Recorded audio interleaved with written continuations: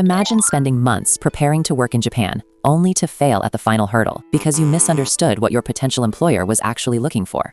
Today, we are diving deep into the reality of job interviews in the Japanese agricultural sector, a world where your technical skills often matter less than your character and reliability. Welcome to the fourth episode of our series designed to guide foreign workers through the realities of Japanese farming. We have already covered finding a job, but securing that position requires passing an interview that functions very differently from what you might expect in a corporate setting. If you want to succeed, you need to understand exactly what a Japanese farmer is looking for when they sit across from you. First, you must fundamentally shift your perspective because a Japanese agricultural interview is not a test of your brilliance or your academic achievements. Many candidates make the fatal mistake of treating the interview as a showcase for their high-level abilities or complex knowledge, but the farmer is not looking for a superstar. Their concerns are far more grounded and practical. They are asking themselves three critical questions. Will this person cause problems on the farm? Will they disappear suddenly in the middle of the season? Can I feel safe working alongside them every single day? Agriculture in Japan is typically small-scale, often run by families or small teams where everyone relies heavily on one another. A single person making a mistake or causing a dispute can directly impact the harvest and shipment schedules. Therefore, the interview is a serious risk assessment for the farmer. Although it might seem like they are judging you on 100 different criteria, most farmers are actually focusing on just 6 specific points. The first and absolutely most important point is your availability. Farmers are terrified of hiring someone who quits after a short time because agriculture is seasonal and governed by nature. If you leave during the peak harvest season, there is no time to find a replacement and the crops will rot in the fields. Consequently, you will be asked very specific questions like when can you start and how long can you stay? You must answer these questions clearly and definitively. Vague answers here are an immediate red flag. The second point is whether you can keep promises. In farming, reliability is life. Can you show up on time every day? Will you avoid unannounced absences?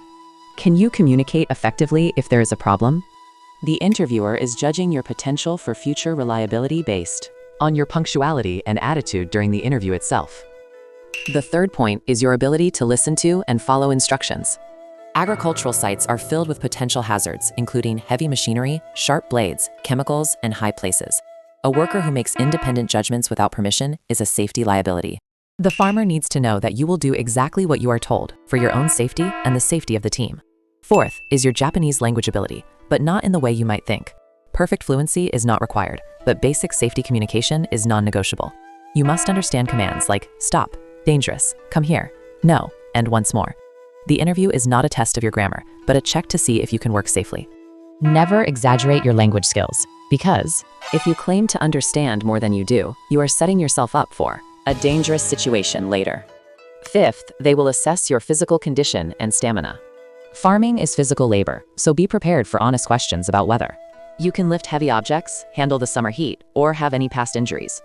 Hiding a back problem or a chronic illness will only lead to trouble for everyone involved, so honesty is essential. Finally, they look at cleanliness and hygiene. Remember that agriculture is food production. Japanese consumers are extremely sensitive to hygiene, and farmers must reflect that. They will check if your clothes are clean, your hair is tidy, and most importantly, if your fingernails are short and clean. This is not just about looking good for the interview. It is about whether you have ingrained habits of cleanliness that will ensure the safety of the produce. Candidates who fail often share common traits.